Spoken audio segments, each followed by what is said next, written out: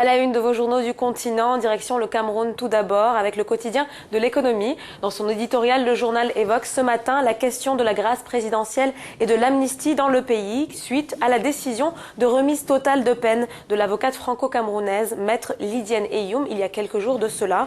Une prérogative régalienne dont Paul Biya avait déjà fait usage en février 2013.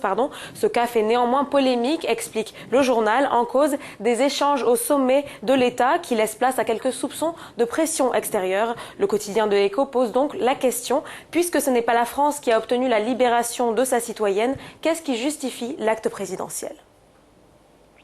Nous allons à présent nous rendre au Soudan. Le site du Sudan Tribune évoque des combats meurtriers entre l'armée dite SPLA, commandée par le président Salva Kiir, et la force rivale de Riek Machar à Djouba hier soir. Selon les loyalistes de Riek Machar, les combats se sont arrêtés, mais la situation sur place semble toujours tendue. Ils pourraient attaquer d'un instant à l'autre, ont-ils rapporté. Le Sudan Tribune rapporte par ailleurs que le porte-parole de l'armée sud-soudanaise n'a de son côté pas émis de commentaires au sujet des violences.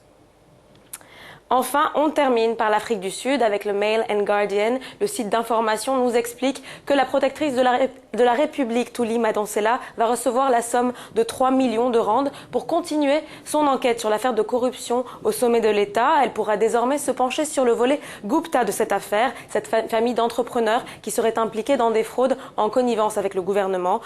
Thuli Madonsela aurait déjà perçu la somme de 1,5 million de rands, donc la moitié, de la part du Trésor. Le Mail and Guardian rappelle que cette requête a été introduite par le parti de l'opposition, Alliance démocratique, et un collectif de prêtres au Parlement.